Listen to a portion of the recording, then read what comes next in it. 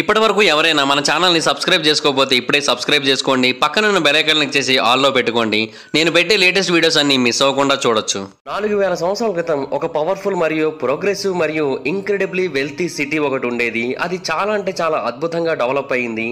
ఈ భూమి మీద ఇప్పటి వరకు అంతలాగా డెవలప్ అయిన సిటీ ఇంకేదీ లేదనైతే కొంతమంది అభిప్రాయపడుతూ ఉంటారు. ఆ నగరం యొక్క వీధులన్నీ కూడా ఎంతో అద్భుతంగా ఉండేవి. ఎన్నో భారీ భారీ గేట్స్ ఉండేవి. ఆ గేట్ల వెనకాతల ఎంతో అద్భుతమైన నగరం ఉండేది. సుమారుగా 250 టవర్స్ ఉన్న ఆ నగరం దేదీప్యమానంగా వెలిగిపోతూ ఉండేది. ఆ టవర్లు కూడా కనీసం 100 మీటర్ల ఎత్తును కలిగి ఉంటాయి. అండ్ మోడర్న్ రైటింగ్ మొదలైంది ఇక్కడే అని చాలా మంది అభిప్రాయపడుతూ ఉంటారు. అలాగే మోడర్న్ మ్యాథమెటిక్స్ ఇంప్రూవ్ అయింది కూడా ఈ ప్రాంతంలోనే అని అయితే అభిప్రాయపడుతూ ఉంటారు. అండ్ ఈ ప్రాంతంలోనే మనకి మొట్టమొదటిసారిగా ఫెర్రీ రోడ్స్, డ్రా బ్రిడ్జెస్ వీటన్నిటిని కూడా మొట్టమొదటిసారిగా ప్రవేశపెట్టారు. ఎఫిషియెంట్ ట్రాన్స్పోర్ట్ సిస్టమ్ని ఈ ప్రాంతంలోనే మొట్టమొదటిసారిగా మొదలుపెట్టారు. అలాగే మిథికల్ హ్యాంగింగ్ గార్డెన్స్ కూడా ఈ ప్రాంతంలో ఉన్నాయని అయితే చాలా మంది నమ్ముతూ ఉంటారు. అండ్ ఇన్ఫాక్ట్ ఈ హ్యాంగింగ్ గార్డెన్స్ ఒకప్పటి కాలం నాటి ప్రపంచంలో 7 వండర్స్ లో ఒకటిగా నిలిచింది. ఆ సిటీ యొక్క ఆదాయం అసలు ఊహించడానికి వీలు లేనిది. ఆ సిటీలో ఉన్న ఆర్ట్ వర్క్ పూర్తిగా బంగారంతో చేయబడుతూ ఉంటుంది. అక్కడ ఒక బాల్ ఇమేజ్ ఒకటి ఉంటుంది, అది పూర్తిగా బంగారంతో చేయబడుతూ ఉంటుంది. అలాగే ఒక టేబుల్ కూడా ఉంటుంది. ఆ టేబుల్ అయితే సుమారుగా 22,000 కేజీల ప్యూర్ బంగారంతో తయారు చేయబడింది. అండ్ అలాగే బంగారపు సింహం ఉండేది, అలాగే బంగారపు మనిషి విగ్రహం ఉండేది, ఇలాగా ఎన్నో ఉండేవి. రాయల్ ప్యాలెస్ అయితే భూమి మీద అప్పటి వరకు అంత భారీగా ఎవ్వరూ నిర్మించలేదు, కానీ దీన్ని మాత్రం అంత భారీగా నిర్మించారు. ఇదే ద సిటీ ఆఫ్ బాబిలాన్. ఒక నగరం యొక్క గొప్పతనాల గురించి చెప్పడానికి మనకి ఇంత ఇంట్రడక్షన్ అవసరమైందంటే ఇంకా మనం అర్థం చేసుకోవచ్చు ఆ నగరం ఎంత భారీగా ఉండేదో, ఎంత అద్భుతంగా ఉండేదో. ఇప్పుడు ప్రస్తుతం మోడర్న్ డే ఇరాక్ ఎక్కడైతే ఉందో ఆ ప్రాంతంలోనే ఈ బాబిలాన్ ఉంది. ఈ బాబిలోన్ నగరం గురించి చాలా మంది చాలా సార్లు వినే ఉంటారు. అండ్ చాలా మందికి ఈ బాబిలోన్లోని టవర్ ఆఫ్ బాబుల్ గురించి కూడా తెలిసే ఉంటుంది. కానీ ఈ రోజు బాబిలోన్ గురించి మీకు తెలియని ఎన్నో అద్భుతమైన విషయాల గురించి, దాని యొక్క అద్భుతమైన రైజ్ గురించి, డ్రామాటిక్ ఫాల్ గురించి, అలాగే బాబిలోనియన్ ఎంపైర్ గురించి మొత్తం పూర్తిగా తెలుసుకునే ప్రయత్నం చేద్దాం ఇప్పుడు ఈ వీడియోలో. సో ఇంకెందుకు late, let's get into the video. The birth of Babylon. Akkadian empire పూర్తిగా పతనం అయిపోయిన తర్వాత 2 కొత్త సామ్రాజ్యాలు పుట్టుకొచ్చాయి. ఆ 2 కొత్త సామ్రాజ్యాలు కూడా కొంత భాగం ల్యాండ్ని తమదంటూ తీసుకోవడం మొదలుపెట్టాయి. ఆ 2 కొత్త సామ్రాజ్యాలు ఏంటంటే బాబిలోనియా సామ్రాజ్యమేమో సౌత్ భాగంలో, అలాగే ఎసిరియన్ సామ్రాజ్యమేమో నార్త్ భాగంలో ఉన్నది. అయితే బాబిలోనియన్స్ ప్రజలు ఏంటంటే చాలా పెద్ద ఎంపైర్ని క్రియేట్ చేశారు. అండ్ ఇన్ఫాక్ట్ మెసపటోనియా కంట్రీ మొత్తాన్ని కూడా వాళ్ళ యొక్క ఆధీనంలోకి తీసేసుకున్నారు. హాయ్ ఫ్రెండ్స్, మీరు ఎప్పుడైనా సరే 5,000 రూపాయల ప్రోడక్ట్ 250 రూపాయలకి రావడానికి గమనించారా? లేదు కదా. కానీ అమెజాన్, ఫ్లిప్కార్ట్ లాంటి కంపెనీస్ ఏం చేస్తూ ఉంటాయంటే కొన్ని గోల్డెన్ హవర్స్ టైంలో మెగా డీల్స్ ఇస్తూ ఉంటాయి. ఆ డీల్స్ టైంలో ఒక్కొక్క ప్రోడక్ట్ మీద 90% నుంచి 95% వరకు డిస్కౌంట్ అయితే ఉంటుంది. అయితే ఈ డీల్స్ కోసం మీరు కాన్స్టెంట్గా ఆ యాప్స్ చెక్ చేస్తూ ఉండలేరు కదా. కానీ మీకోసం నేను వాటన్నిటిని కూడా కాన్స్టెంట్గా చెక్ చేస్తూ ఉంటాను. అండ్ దాంట్లో ఎప్పుడు ఏ డీల్ పెట్టినా కూడా ఇమీడియట్గా మీకు ఆ ప్రోడక్ట్ని అయితే షేర్ చేస్తాను. మీరు ఇమీడియట్గా ప్రోడక్ట్ని పర్చేస్ చేయొచ్చు దాని నుంచే. అండ్ అంతేకాదు కొన్ని ఎక్స్ట్రాడినరీ ప్రొడక్ట్స్ ఉంటాయి, వాటిని మీరు బయట ఎక్కడ కూడా చూడరు. వాటి గురించి కూడా నేను మీకు షేర్ చేస్తాను. మీరు సింపుల్గా చేయాల్సింది ఒకటే, కింద డిస్క్రిప్షన్లో మన టెలిగ్రామ్ ఛానల్ లింక్, మన వాట్సాప్ ఛానల్ లింక్, మన ఇన్స్టా బ్రాడ్కాస్ట్ ఛానల్ లింక్ ఉంటాయి. వీటిలో మీరు ఏ యాప్ ఎక్కువగా వాడతారో ఆ యాప్కి సంబంధించిన లింక్ మీద క్లిక్ చేసి ఆ యాప్లో ఉన్న మన ఛానల్ని ఫాలో అవ్వండి. దాంట్లో రెగ్యులర్గా చాలా ప్రొడక్ట్స్ అయితే మీకు అప్డేట్ అవుతూ ఉంటాయి. అండ్ ఆ ప్రొడక్ట్స్లో మీకు ఏది నచ్చినట్టయితే దాన్ని మీరు కొనుగోలు చేయొచ్చు వెంటనే. సో డిస్క్రిప్షన్లో లింక్స్ ఉన్నాయి, వెంటనే ఫాలో అవ్వండి. అసలు కొంతకాలం వరకు అయితే బాబిలోన్ అనేది కంప్లీట్గా మెసపటోనియాలోనే ఉండేది. కాకపోతే ఆ తర్వాత పరిస్థితులు అనేవి కంప్లీట్గా మారిపోయాయనే చెప్పాలి. బాబిలోనియన్స్ మొదట చాలా పెద్ద మొత్తంలో ల్యాండ్ మొత్తాన్ని కూడా ఆక్యుపై చేసుకున్నారు. అండ్ అకాడియన్ ఎంపైర్ ఎప్పుడైతే పతనం అయిపోతుందని తెలుసుకున్నారో అమరైట్స్ ఇమీడియట్గా ఆ ప్రాంతం మొత్తాన్ని కూడా తమ యొక్క ఆధీనంలో తెచ్చుకోవాలని నిర్ణయించుకున్నారు. ఇది 1772 BCE టైంలో జరిగింది. అండ్ అప్పుడు కింగ్ అయిన హమ్మురాబి అనే వ్యక్తి ఈ ప్రాంతానికి రాజు అయ్యాడు. అండ్ అతనికి ఏంటంటే కేవలం ఈ ప్రాంతంలో మాత్రమే కాకుండా ఇంకా ఎక్కువ ప్రాంతంలో తన యొక్క ఆధిపత్యం ఉండాలనే కోరిక చాలా ఎక్కువగా ఉండేది. సో అందుకని తన యొక్క రాజ్యాన్ని ఎక్స్పాండ్ చేయాలి అనుకుంటూ వచ్చాడు. సో అలా అనుకున్న వెంటనే ఆయన వేరు చిన్న నగరాల మీద దాడి చేసి వాటిని కూడా తన యొక్క ఆధీనంలో తెచ్చుకోవడం మొదలుపెట్టాడు. చాలా తక్కువ సమయంలోనే అతను తన యొక్క సామ్రాజ్యాన్ని చాలా ప్రాంతాలకైతే విస్తరించాడు. వాటన్నిటి మీద కూడా తన యొక్క కంట్రోల్ని అయితే పెంచుకున్నాడు. అయితే ఆ టైంలో ఆయన మెసపటోనియా కంట్రీ మొత్తాన్ని కూడా తన యొక్క ఆధీనంలో తెచ్చేసుకున్నాడు. అండ్ ఇన్ఫాక్ట్ అసిరియన్స్ కూడా కంప్లీట్గా ఓడిపోయారు. సో ఆ ప్రాంతాన్ని కూడా ఇతని ఆధీనంలోకి తెచ్చేసుకున్నాడు. హమ్మురాబి ఎప్పుడు కూడా వెనకడుగు వేసే ఆలోచనలో లేడు. సో అందువలన ఆ టైంలో అతను most powerful rulers in the వరల్డ్లో ఒకటిగా నిలిచాడు. అంతేకాకుండా బాబిలోన్ అనేది ఈ ప్రపంచంలోని most richest and most prosperous సిటీస్లో ఒకటిగా నిలిచింది. అండ్ ఈ బాబిలోన్ అనేది మ్యాక్సిమం యూఫ్రేట్స్ రివర్ యొక్క చుట్టుపక్కల ప్రాంతాలలోనే ఉండేది. అండ్ బాబిలోనియన్ సిటీ చాలా పెద్ద మొత్తంలో ట్రేడింగ్స్ని జరిపేది. ప్రపంచవ్యాప్తంగా ఎంతో మంది ఈ ప్రాంతానికి వచ్చి వర్తకాన్ని జరిపేవారు. ఇంకొకటి ఏంటంటే ఈ ప్రాంతం నుంచి వేరే ప్రాంతాలకి సప్లైస్ వెళ్ళేవి.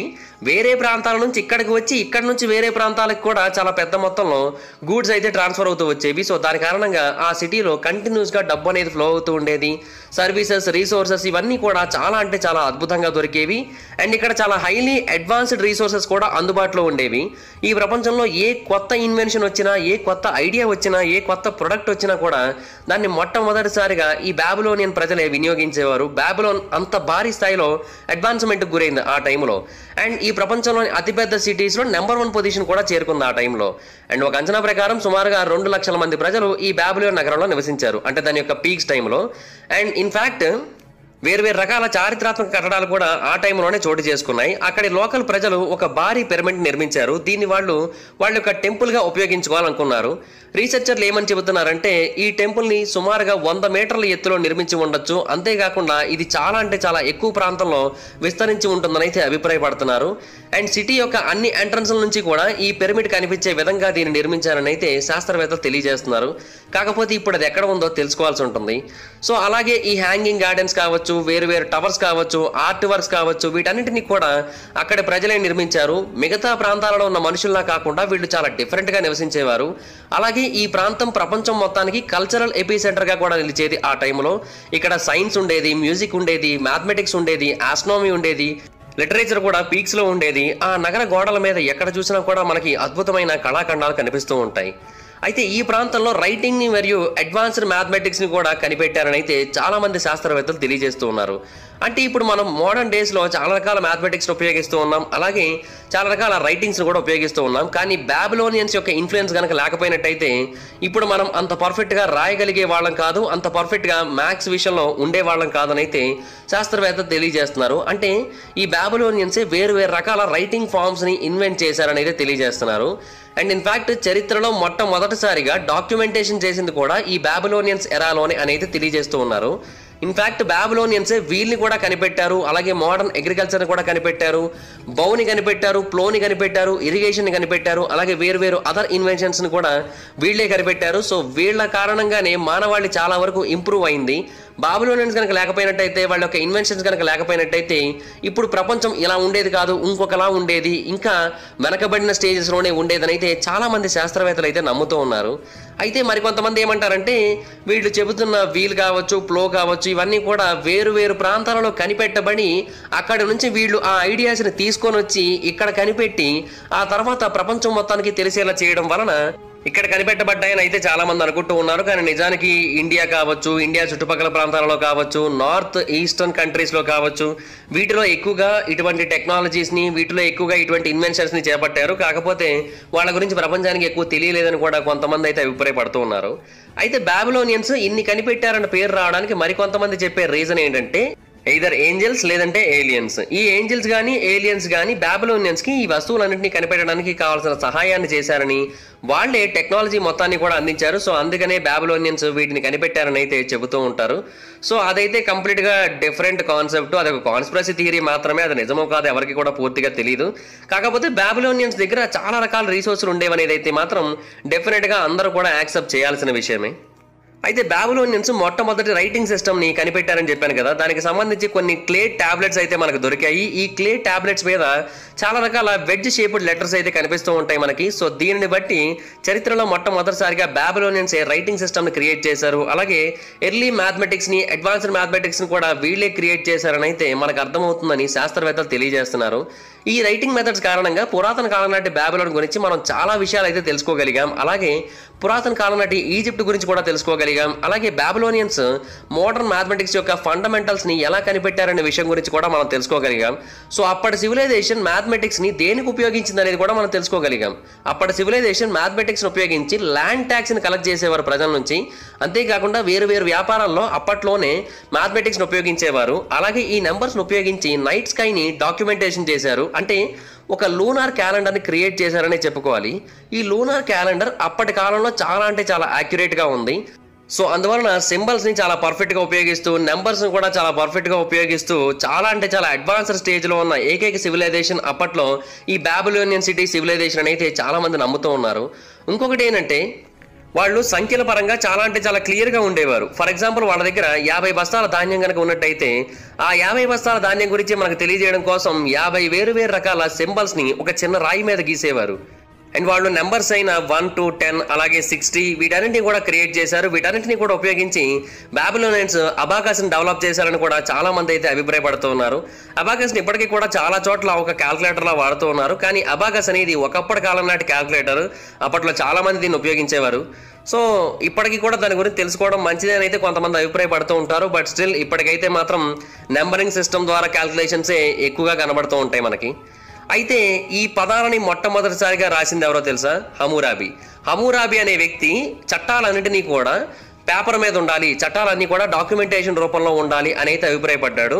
హమూరాబి మాత్రమే మొట్టమొదటిసారిగా చట్టాలకి డాక్యుమెంటేషన్ ఇచ్చిన వ్యక్తి. అంటే చట్టాలు పేపర్ మీద లేకపోతే చాలా కన్ఫ్యూజన్ వస్తుంది, మనుషులందరూ కూడా చాలా ఇబ్బంది పడుతున్నారని అతనికి అర్థమైంది. సో అందుకనే అతను ఈ డాక్యుమెంటేషన్ క్రియేట్ చేయాలనుకున్నాడు. ఒకసారి ఒక ఇన్సిడెంట్ జరిగిందని కొన్ని కథలు అయితే తెలియజేస్తూ ఉంటాయి. అదేంటి అంటే ఆ ప్రాంతంలో నివసిస్తున్న ఒక వ్యక్తి తన నైబర్ దగ్గరికి వెళ్ళి, నీ దగ్గర 50 బస్తాల ధాన్యం కంటే ఎక్కువ కనుక ఉన్నట్టయితే నువ్వు ఇల్లీగల్గా ఆ ధాన్యాన్ని నీ దగ్గర ఉంచుకుంటున్నట్టు. సో అప్పుడు నీ దగ్గర ఎక్స్ట్రాగా ఉన్న ధాన్యం మొత్తాన్ని కూడా నీకు తెలిసిన వాళ్ళకైనా ఇచ్చేయాలి, లేదంటే రాజ్యానికైనా ఇచ్చేయాలని చెప్పాడు. కానీ నిజానికి అది చట్టపరంగా ఎక్కడా కూడా మనకు కనిపించదు. కానీ ఆ వ్యక్తి ఏంటంటే ఈ వ్యక్తిని మోసం చేయడం కోసం అలా తెలియజేశాడు. ఇంకెవరికో ఇవ్వడం ఎందుకు, ఇతనే నా మంచి కోసం చెప్పాడు కదా అన్న ఉద్దేశంతో ఇతనికి ఆ అవతల వ్యక్తి తన దగ్గర ఎక్స్ట్రాగా ఉన్న 10 బస్తాల ధాన్యాన్ని ఇచ్చేసాడని తెలియజేస్తూ ఉంటారు. సో ఇలాగా కొన్ని ప్రాబ్లమ్స్ అనేవి ఎదురయ్యాయి అప్పట్లో. సో అందుకని హమూరాబి చట్టాలన్నిటినీ కూడా క్లే టాబ్లెట్స్ మీద, పిల్లర్స్ మీద ఎక్కడ పడితే అక్కడ రాయించి ప్రజలందరికీ కూడా వీటి గురించి తెలిసేలా చేశాడని అయితే చెబుతూ ఉంటారు. సో కొన్ని భారీ పిల్లర్స్ ఇప్పటికీ మనకు కనిపిస్తూ ఉంటాయి. వాటి మీద అప్పటి కాలం నాటి కొన్ని చట్టాలు ఇప్పటికీ కూడా మనకు కనిపిస్తూ ఉంటాయి. అవి ఇప్పటికీ కూడా చిరిగిపోలేదు. అయితే అప్పట్లో కేవలం 282 చట్టాలు మాత్రమే ఉండేది. ఇప్పుడైతే మనకి ప్రపంచవ్యాప్తంగా కొన్ని వేల చట్టాలు అయితే ఉన్నాయి. వాటన్నిటిని కూడా మనం గౌరవించాల్సి ఉండేది. కానీ అప్పట్లో అలా కాదు, చాలా తక్కువ ఉండేవి. హమూరాబి యొక్క చట్టాలన్నీ కూడా కొన్ని పర్టికులర్ విషయాలకి మాత్రమే కేటాయించబడి ఉండేవి. అంటే కొన్ని విషయాల్లో గైడ్ లైన్స్ ఎలా ఫాలో అవ్వాలనే విషయాలను మాత్రమే అవి తెలియజేసేవి. అంతే తప్ప ఇంకా అన్ని విషయాల్లోని కూడా అవి మనకి తెలియజేసేవి కాదు. సో మన దగ్గర ఎంత ధాన్యం ఉంచుకోవచ్చు, మనం బిజినెస్లు ఎలా చేయాల్సి ఉంటుంది, వర్కర్స్కి ఎలా అమౌంట్ పే చేయాల్సి ఉంటుంది, అండ్ వేజెస్ విషయంలో, రెంటల్ ప్రైజెస్ విషయంలో, ట్రేడింగ్ ప్రైజెస్ విషయంలో, స్లేవ్స్ ప్రైజెస్ విషయంలో వీటన్నిటి గురించి కొన్ని రూల్స్ అయితే ఉండేవి. అంతే తప్ప మనం ఇప్పుడు పాటిస్తున్న ప్రతి ఒక్క చట్టము అప్పట్లో అయితే లేదు. ఒకవేళ ఎవరైనా ఈ చట్టాలను బ్రేక్ చేస్తున్నట్టు కనిపించినట్టయితే వాళ్ళందరికీ కూడా ఇమీడియట్గా ఉరిశిక్ష వేసేస్తారు. అయితే ఇంత అద్భుతంగా కనిపిస్తున్న ఈ బాబిలోన్ సిటీ ఎందుకని పతనానికి గురైంది? సో ఇప్పుడు మనం దాని గురించి కొంచెం డీటెయిల్గా తెలుసుకుందాం. ఎప్పుడైతే హమూరాబి చనిపోయాడో అతని కొడుకుల చేతిలోకి అధికారం అనేది వచ్చింది. వాళ్ళేమో అధికారాన్ని సరిగ్గా నిర్వహించలేకపోయారు. అంతేకాకుండా ప్రజల దృష్టిలో కూడా మంచి వాళ్ళు అనిపించుకోలేకపోయారు. సో దాని కారణంగా ప్రజల్లో కూడా వాళ్ళ మీద వ్యతిరేకత అయితే వచ్చింది. అండ్ వాళ్ళ యొక్క లీడర్షిప్ స్కిల్స్ కూడా అంత గొప్పగా ఏమీ లేకపోవడం వలన మెల్లిమెల్లిగా నగరం పతనం అవడం మొదలుపెట్టింది. ఆ నగరానికి వర్తకం అనేది చాలా వరకు తగ్గిపోయింది. అలాగే దాని చుట్టుపక్కల ప్రాంతాలలో కూడా చాలా చోట్ల వర్తకం అనేది బాగా పెరిగిపోయింది. బాబిలోన్ మీద నమ్మకం పోయి దాని చుట్టుపక్కల ప్రాంతాల మీద నమ్మకం పెరిగింది ప్రజలకి. సో దాని కారణంగా ఈ నగరంలో ట్రేడింగ్ చాలా వరకు తగ్గిపోయింది. అండ్ ఆ తర్వాత ఈ నగరం యొక్క ఫెయిల్యూర్ని అడ్డుపెట్టుకుని ఈ ప్రాంతం మీద ఆధిపత్యం చెలాయించాలని క్యాస్కేడ్స్ ఈ ప్రాంతానికి వెళ్ళి బాబిలోన్ ప్రాంతం మొత్తాన్ని కూడా వాళ్ళ యొక్క ఆధిపత్యంలోకి తెచ్చుకున్నారు. ఆ తర్వాత కొత్త లీడర్స్ ఈ సిటీ మొత్తాన్ని కూడా వాళ్ళ సొంతమని క్లెయిమ్ చేసుకొని ఎన్నో సంవత్సరాల పాటు ఆ బాబిలోన్ ప్రాంతాన్ని అలాగే రూల్ చేశారు. అయితే హమూరాబి రూల్స్ అన్నింటినీ కూడా వాళ్ళ టైంలో తిరగరాసేశారు, అంటే కంప్లీట్గా మార్చేశారు. సో దాని కారణంగా ఆ సిటీ యొక్క అట్మాస్ఫియర్ అంతా కూడా కంప్లీట్గా నాశనం అయిపోయింది. సిటీలోని ట్రేడింగ్ అయితే ఇంకా వరస్ట్గా తయారైంది. అండ్ ఆ తర్వాత అజరియన్స్ ఆ ప్రాంతానికి మళ్ళీ తిరిగి వచ్చి క్యాస్కేడ్స్ని తరిమి కొట్టేసి మళ్ళీ బాబిలోన్ ప్రాంతాన్ని వాళ్ళ యొక్క ఆధీనంలోకి తీసుకున్నారు. అండ్ ఆ తర్వాత కేవలం ఆ సిటీ ఉందంటే ఉంది అంతే, కానీ పూర్తిగా నాశనం అయిపోయిన స్టేజ్కి అయితే చేరుకుంది. కానీ మళ్ళీ బాబిలోనియన్స్ 612 BCE సంవత్సరంలో మళ్ళీ ఈ ప్రాంతాన్ని చేరుకున్నారు. మళ్ళీ అక్కడ ఉన్న వాళ్ళందరినీ కూడా తరిమేసి మళ్ళీ మెసపడోనియా ప్రాంతంలో వాళ్ళ యొక్క రూలింగ్ అయితే ఎస్టాబ్లిష్ చేశారు. మళ్ళీ ఒక కొత్త ఎంపైర్ని క్రియేట్ చేశారు. దీన్ని ద సెకండ్ బాబిలోనియన్ ఎంపైర్ అని అయితే పిలుస్తూ ఉంటారు. దీన్ని ద నియో బాబిలోనియన్ ఎంపైర్ అని కూడా పిలుస్తూ ఉంటారు. అయితే 616వ సంవత్సరం వచ్చేసరికి కింగ్ నాబోపోలాజర్ అనే ఒక వ్యక్తి ఆ ప్రాంతానికి రాజు అయ్యాడు. అసిరియన్ ఎంపైర్ పూర్తిగా పతనమైపోవడంతో అతను ఆ ప్రాంతానికి రాజు అయ్యాడు. అండ్ అతని కొడుకు కూడా అతని నుంచి చాలా అంటే చాలా అద్భుతంగా రాజనీతిని నేర్చుకున్నాడు. సో దాని కారణంగా బాబిలోన్ మళ్ళీ తన యొక్క పూర్వ వైభవానికి వచ్చే స్థితికి అయితే చేరుకుంది. అయితే అతని యొక్క కొడుకైన కింగ్ నెబుచాడ్నెజర్ II అతని తర్వాత ఆ సిటీని 43 ఏళ్ల పాటు పరిపాలించాడు. అండ్ చరిత్రలోని అత్యంత అద్భుతమైన లీడర్స్లో ఒకటిగా నిలిచాడు. అండ్ ఆ సిటీని చాలా వరకు ఇంప్రూవ్ చేయడానికి అయితే ట్రై చేశాడు. కానీ ప్రాబ్లం ఏంటంటే అప్పటికే ఆ నగరంలోని చట్టాలన్నిటి కూడా పూర్తిగా ఒకప్పటి కాలం నాటి క్యాస్కేట్స్ వాళ్ళు మార్చేయడం వలన ప్రజలందరిలోని కూడా ఎటువంటి పద్ధతి లేకుండా పోయింది. దాని కారణంగా ప్రజలు అతనికి అంతగా సహకరించలేదు. బట్ మిలిటరీ విషయంలో మాత్రం అతను మంచి లీడర్ అని అనిపించుకున్నాడు. అయితే బాబిలోన్ సామ్రాజ్యాన్ని ఇంకా విస్తరించాలి, వెస్ట్ భాగం మొత్తాన్ని కూడా ఆక్యుపై చేయాలి అనుకున్నాడు. కానీ ఆ టైంలో అతని యొక్క ఆలోచన మొత్తం దెబ్బతీసిందనే చెప్పాలి. సో ఆ టైంలో అతను మరియు అతని యొక్క సైన్యం దొరికిపోయారు. అలా దొరికిపోయిన తర్వాత అతను చనిపోయాడు. అలాగే ఆ ప్రాంతం అంతా కూడా మళ్ళీ మెల్లిమెల్లిగా పతనమైపోవడం మొదలుపెట్టింది. 529 BCE టైంకి ఆ సిటీని పర్షియన్స్ క్లెయిమ్ చేసుకున్నారు. అండ్ ఆ తర్వాత ఆ ప్రాంతం మొత్తాన్ని కూడా మెల్లిమెల్లిగా పర్షియన్ ఎంపైర్లో కలిపేయడం మొదలుపెట్టారు. నెబుచాడ్నెజర్ II ఎన్నో ఏళ్ల పాటు కష్టపడి ఆ సిటీ మొత్తాన్ని కూడా రీస్టోర్ చేసిందంతా కూడా మళ్ళీ పర్షియన్ ఎంపైర్లోకి చేరుకున్న తర్వాత నాశనం అయిపోవడం మొదలుపెట్టింది. అంతా కూడా మళ్ళీ జీరోకి వచ్చేసింది. The tower of Babel. ఈ టవర్ ఆఫ్ బాబెల్ అనేది మొత్తంగా బాబిలోనియన్ సిటీ యొక్క మొత్తం చరిత్రలో చూసుకున్నట్టయితే అత్యంత అద్భుతమైన విషయాల్లో నెంబర్ 1 పొజిషన్లో ఉంటుంది ఇది. ఎందుకంటే ఈ బిల్డింగ్ చాలా అంటే చాలా భారీగా ఉంటుంది. మొదట ఇది నిజంగా లేదని కొంతమంది చెప్పారు. బట్ ఆ తర్వాత ఇది నిజంగానే ఉన్నట్టుగా కొన్ని పుస్తకాలలో, కొన్ని పురాతన కాలం నాటి డాక్యుమెంట్స్లో, కొన్ని మైథలాజికల్ బుక్స్లో కూడా కనబడింది. సో దాని కారణంగా ఇది ఉందని అయితే చాలా మంది అభిప్రాయపడుతున్నారు. అయితే దీన్ని ఎప్పుడు నిర్మించడం మొదలు పెట్టారంటే ఒక భారీ వరద ఈ ప్రాంతం మొత్తాన్ని కూడా ముంచేసి ఈ నగరం మొత్తాన్ని కూడా నాశనం చేసేసింది. సో అందుకోసమనే ఈ టవర్ ఆఫ్ బాబెల్ నిర్మించారని అయితే కొంతమంది అభిప్రాయపడుతూ ఉంటారు. కాకపోతే దీన్ని కూడా పూర్తిగా నిర్మించలేదని చెబుతూ ఉంటారు. ఎందుకు అంటే ఆ టవర్ నిర్మిస్తున్న టైంలోనే మొత్తం ప్రజలందరిలోని కూడా మార్పులు వచ్చి ప్రజలందరూ కూడా వేరు రకాల భాషలను మాట్లాడడం మొదలుపెట్టారు. అంటే ఒకటే భాష మాట్లాడకుండా వేరు భాషల్లో మాట్లాడడం మొదలుపెట్టారు. సో అలా చేయడం వల్ల ఏమైందంటే ఒకరికొకరికి మధ్య కమ్యూనికేషన్ అనేది పూర్తిగా కట్ అయిపోయి ఈ టవర్ను నిర్మించడం అనేది ఆపేశారని చెబుతూ ఉంటారు. అయితే కొంతమంది ఏమంటారంటే ఈ టవర్ నిర్మించడానికి కారణం ఏంటంటే ఆ ప్రాంతం యొక్క గొప్పతనం గురించి, అలాగే అక్కడి లోకల్స్ యొక్క నిర్మాణ శైలి యొక్క గొప్పతనం గురించి ప్రపంచానికి తెలియజేయడం కోసం దీన్ని నిర్మించాలనుకున్నారని చెబుతూ ఉంటారు. మరి కొంతమంది ఏమంటారంటే ఒకప్పుడు భారీ వరదలు వచ్చాయి కదా, దాని కారణంగా ఆ నగరం మొత్తం నీట మునిగింది కాబట్టి మళ్ళీ అలాగ వరదలు కనుక వచ్చినట్టయితే ఇంకెవరు కూడా ఆ నీటి లోపల మునిగిపోయి చనిపోకూడదు, మొత్తం అందరూ కూడా ఈ టవర్లోకి వచ్చి తమ యొక్క ప్రాణాలు కాపాడుకోవచ్చు అన్న ఉద్దేశంతో ఈ టవర్ని నిర్మించారని చెబుతూ ఉంటారు. సో ఫైనల్గా ఈ టవర్ యొక్క నిర్మాణం అయితే పూర్తి అవ్వలేదు కమ్యూనికేషన్ ఇష్యూస్ వల్ల, లాంగ్వేజ్ ప్రాబ్లమ్స్ వలన. అలాగా ఈ టవర్ అనేది సగంలో ఆగిపోయింది. ఆ తర్వాత ఇది కాలగర్భంలో కలిసిపోయిందని అయితే కొంతమంది చెబుతూ ఉంటారు. అలాగే ఈ టవర్ ఎక్కడ ఉందనేది ఇప్పటికీ కూడా శాస్త్రవేత్తలు తెలియజేయలేకపోతున్నారు. కొంతమంది ఏమన్నారంటే ఆ ప్రాంతంలో ఒకటి ఉంది, దాని పేరు ఎటమెనాన్కీ ఆఫ్ బాబిలోన్. ఈ ఎటమెనాన్కీ ఆఫ్ బాబిలోన్ యాక్చువల్గా అప్పటి కాలం నాటి మార్డోక్ ద ప్యాట్రన్ గాడ్ యొక్క గుర్తుగా నిర్మించారని, సో అదే ఈ టవర్ ఆఫ్ బాబెల్ యొక్క నిర్మాణానికి గుర్తనైతే చెబుతూ ఉంటారు. బట్ అది ఎంతవరకు వాస్తవం మనకైతే తెలియదు. సో అటువంటివి చాలా ఈ బాబిలోన్ ప్రాంతంలో మనకు కనిపిస్తూ ఉంటాయి ఇప్పటికీ కూడా. అవన్నీ శిథిలాలులాగా ఉన్నప్పటికీ కూడా మనకు అవన్నీ కూడా ఒకప్పటి కాలం నాటి బాబిలోన్ నగరం యొక్క గొప్పతనాన్ని అయితే మనకు చూపిస్తూ ఉంటాయి. అయితే సద్దాం హుసేన్ యొక్క పరిపాలనలో ఉన్నప్పుడు ఇరాకీ గవర్నమెంట్ ఆ ప్రాంతంలో బాబిలోన్ నగరం మొత్తాన్ని కూడా మళ్ళీ తిరిగి నిర్మించాలనుకుంది. అండ్ ఆ బాబిలోన్ నగరంలో మనుషులు నివసించేలా చేయాలనుకుంది.